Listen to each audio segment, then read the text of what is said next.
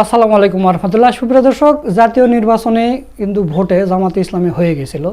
জামাতে ইসলামী 11 দলীয় জোট যেটা আছে এরা ক্ষমতায় চলে যেত, কিন্তু ইলেকশন ইঞ্জিনিয়ারিং করে ভোটের ফলাফল কারচুপি করে জামাতে ইসলামীকে হেরে দেওয়া হয়েছে। তো সেই সংখ্যা কিন্তু এখনও আছে, কারণ যে অফিসারেরা এই কাজগুলো করছে তারা এখন ওই জায়গায় বসে আছে। সামনে আবার স্থানীয় সরকার নির্বাচন আসতেছে। তো এটা নিয়ে জামাতে ইসলামী কি কাজ করতেছে?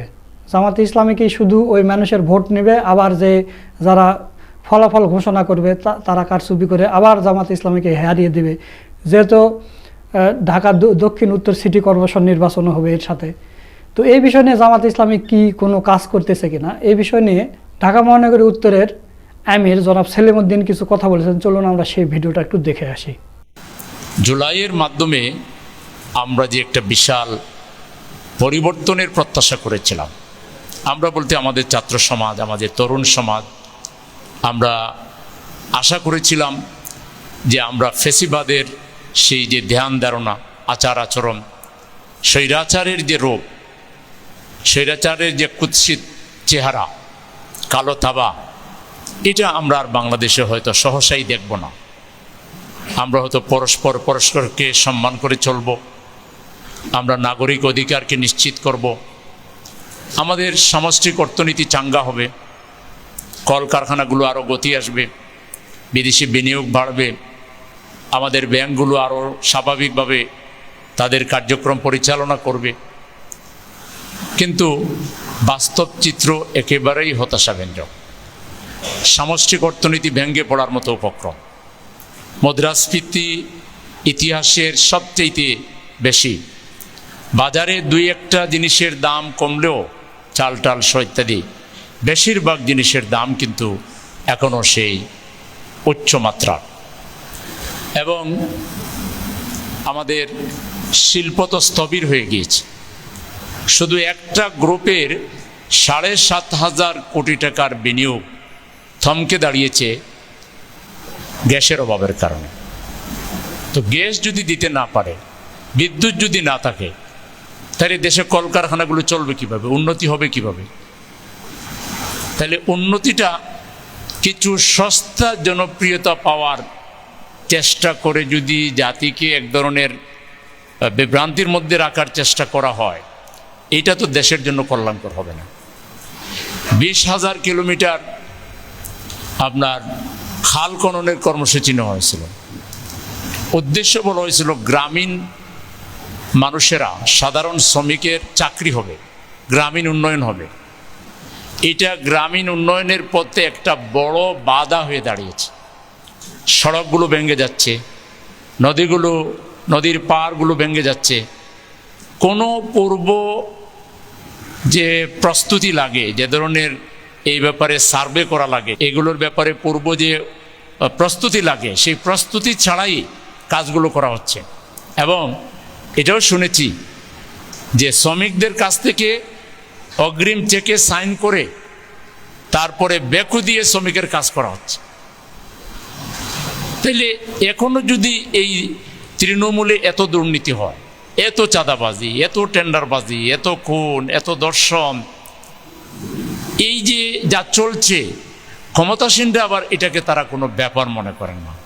তারা এজ ইউজুয়াল, আসলে ক্ষমতায় যারা যায় তাদের একটা ভালো দোষ বলেন আর গুণ বলেন, তারা সব কিছুকে স্বাভাবিক চোখে দেখে। বোধহয় এইভাবে না দেখলে তারা রাষ্ট্র চালাইতেও পারবে না। তারা সব কিছুকে এজ ইউজুয়ালি কিন্তু দেখতেছে। সবচেয়ে বড় হতাশার কারণটা হলো যে জুলাইয়ের প্রত্যাশা, স্বপ্ন, এটি আপনার, আমার, আমাদের সকলের, দেশবাসীর সম্পদ।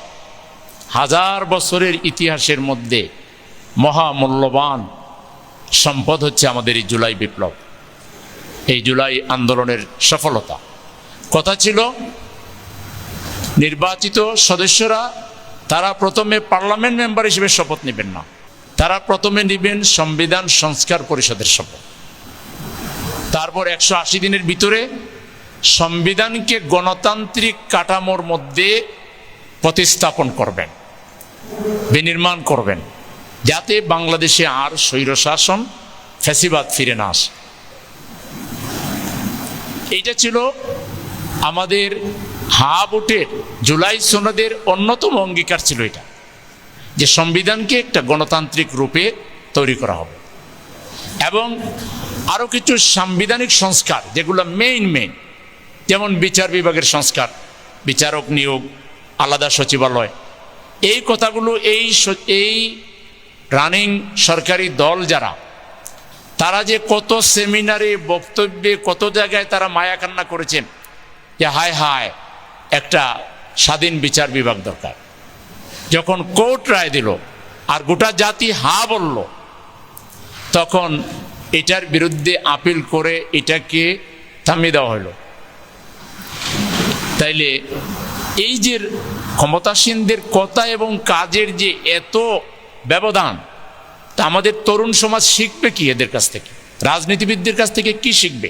মিথ্যাচার, ওয়াদাভঙ্গ, প্রতারণা।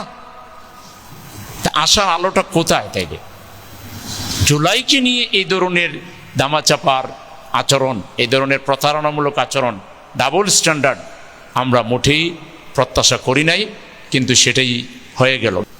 আমরা সরকারকে দাবি জানাবো, এখনো সময় আছে, আপনারা কামিং পার্লামেন্টে অথবা একটা স্পেশাল পার্লামেন্ট ডাকেন, ডেকে সংবিধান সংস্কার পরিষদের শপথ নেন এবং জুলাইয়ের বিষয়টাকে নিয়ে কোনো বিতর্ক তৈরি না করে 100% মেনে নেন। ইতিহাসে আপনারা হিরো হয়ে যাবেন। আর যদি না করেন, ইতিহাসে জিরো হওয়ার জন্য জুলাই আপনাদের জন্য সাফিসিয়েন্ট হবেন। লিখে রাখতে পারেন, জুলাইয়ের এত বড় বেনিফিশিয়ারি আপনারা, প্রধান বেনিফিশিয়ারি আপনারা, কিন্তু জুলাইয়ের প্রধান স্টেক হোল্ডার আপনারা ছিলেন না। আপনারা অন্যতম স্টেক হোল্ডার থাকতে পারেন, হতে পারেন, প্রধান স্টেক হোল্ডার ছিলেন না। জুলাই আপনারা, আমরা রাজনৈতিক দলরা প্রথমে তৈরি করি নাই, এদেশের সাধারণ ছাত্ররা করেছে। এটাতে আমরা সহযোগিতা করেছি, সফল করেছি, ইট ইজ ট্রু। কিন্তু এখন প্রধান বেনিফিশিয়ারি হয়ে আপনারা এটাকে নিয়ে যেভাবে ডানাই পানাই নানা ধরনের সিনেমিনে খেলা খেলতেছেন, এটা আপনাদের ভবিষ্যৎ রাজনীতিকে অন্ধকার করার জন্য একটা পয়েন্ট যথেষ্ট। আপনারা জাতির সামনে আসামির কাঠগড়ে দাঁড়িয়ে যাবেন এবং এটা থেকে বের হওয়ার কোনো রাস্তা আপনাদের থাকবে না। এখনো আছে, এখনো সময় আছে। এই আগের ফেসিবাদীরাও এটা করেছে, এই ব্যবহার। এখন এরাও এই সংবিধানকে তাবিজ বানাইয়া সকাল বিকাল দুপুর শুধু পানি পান করতেছে, নতুন নতুন ব্যাখ্যা সংবিধানের।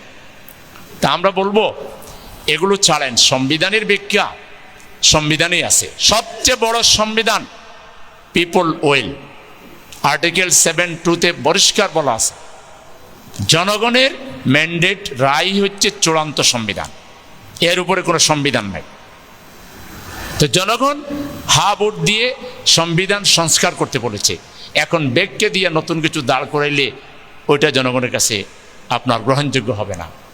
এই লুটেরা চরিত্র বদলাইয়া আপনারা আমাদের গোটা বাংলাদেশের 18 কোটি মানুষের সমর্থিত যে আন্দোলন, যার স্লোগান ছিল উই ওয়ান্ট জাস্টিস, সেই জাস্টিস প্রতিষ্ঠার দিকে আসেন।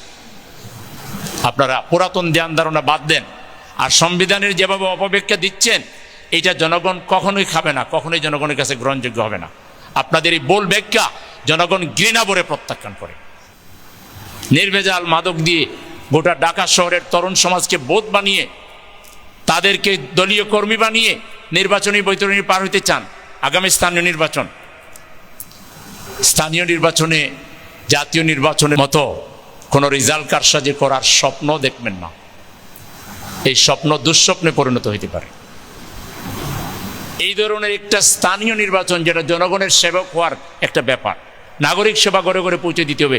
আপনাদের দুর্নীতিবাজ নেতৃত্বকে যদি জোরপূর্বক বসানোর চেষ্টা করেন, তাহলে জাতীয় নির্বাচনে পরে আমরা যে সহযোগিতা সরকারকে করেছি আন্দোলনে না গিয়ে মেনে নিয়ে, এইটা সম্পূর্ণ রিল পাল্টাই দেব আমরা।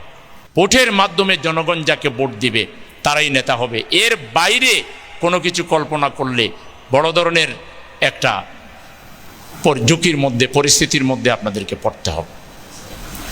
এই জন্য আমরা এটাও দাবি জানাই যে আপনারা স্থানীয় নির্বাচন শুরু ঢাকা থেকে করেন। ঢাকা থেকে করলে এর গরম, এর হাওয়া গ্রাম পর্যন্ত, আর ভালো ইলেকশন যদি করেন তাইলে গ্রামে গঞ্জে উৎসাহ উদ্দীপনা তৈরি হবে। ঢাকাকে তো ভয় পান কেন? ঢাকা তো বাংলাদেশের রাজধানী, আপনারা ভালো কাজ করলে তো রাজধানীর মানুষই ভালো বিবেচনা করবে।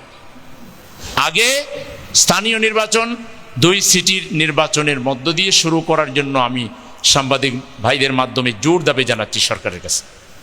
এটা না করলে আমরা ধরে নেব আপনারা ভয় পাচ্ছেন এবং আপনারা কোনো ষড়যন্ত্রের মধ্যে আছেন, কারসাজির মধ্যে আছেন। 2 বছর আগে মেয়াদ উত্তীর্ণ হয়েছে, এখনো ইউনিয়ন পরিষদের অনেকের মেয়াদ রয়ে গেছে, উপজেলার অনেকের মেয়াদ রয়ে গেছে। আগে ওখানে কেন? আগে ঢাকা থেকে শুরু করেন। সিটি কর্পোরেশনের মেয়াদ যেখানে যেখানে শেষ হয়েছে, ঢাকা 2টা, চিটাগাং, এগুলো আপনারা শুরু করেন, পরবর্তীতে অন্যগুলোতে যান। সুপ্রিয় দর্শক, আপনারা জামাত নেতা জনাব সেলিমউদ্দিনের ভিডিওটা দেখলেন। তো আজকের এই ভিডিও সম্পর্কে আপনাদের কোনো মতামত থাকলে তা অবশ্যই কমেন্ট করে জানিয়ে দেবেন। সকলকে ধন্যবাদ। আসসালামু আলাইকুম রহমতুল্লাহ।